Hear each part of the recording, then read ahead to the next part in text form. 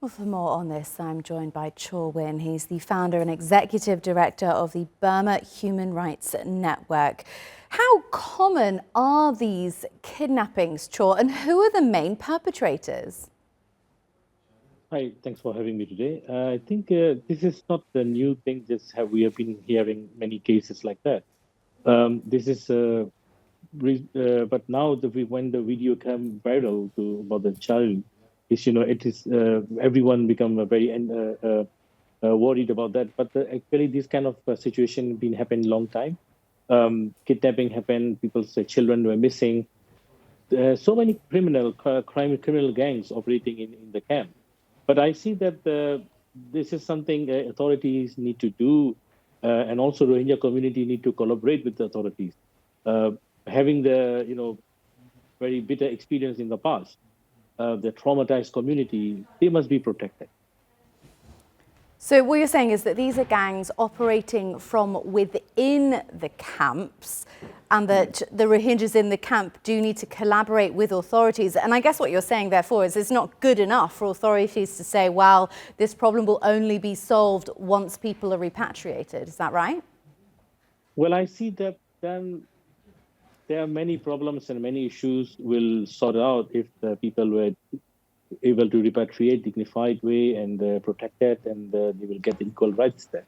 But this is not that very soon going to happen. So we have no choice.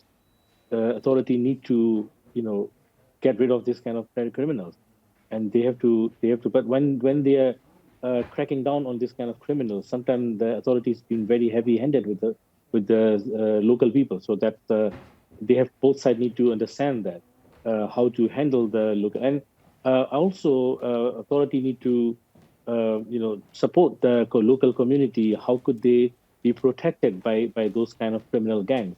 There are not only Rohingyas involved, but also definitely the local Bangladesh citizens are also involved. But we are not here to blame and to because authorities also, we understand that authorities doing their best, but also there is more room to expand their work and to put more impactful outcome.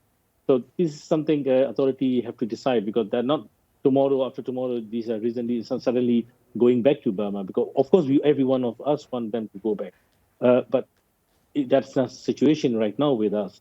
So we have to deal with what is the current situation with us. So that's the important. I think that authority need to work with the local community and protect them. This is very important for them.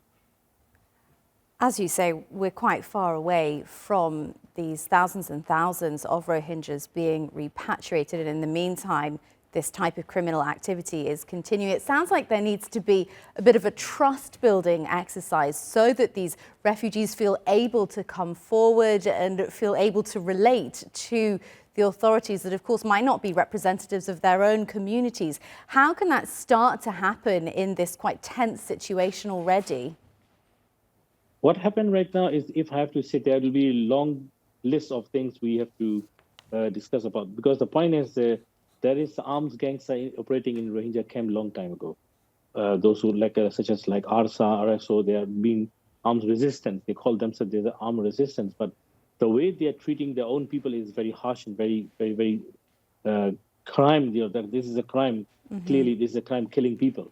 So I don't think they are protecting their own people. They are just giving hard time to their own people, and the authorities also trying to solve this problem. But the point is, this kind of issue need to have a liaison within the community. So they need to give some room for the community to come up to them. They're able to talk to them. There will be some kind of a group of people, not just 1% or 2%. There need to be more young people to let them involved with the communicating with the authorities. So that authority will help them to understand them better, so they can help them. So sometimes the authority use the power and to settle down things, but that time authority become heavy-handed, so they've been blamed by human rights organization. So the best way, our suggestion is, create a liaison offices within every camps and everywhere to have a, but they are still there. They kind of in some way there is a liaison offices or some margi offices.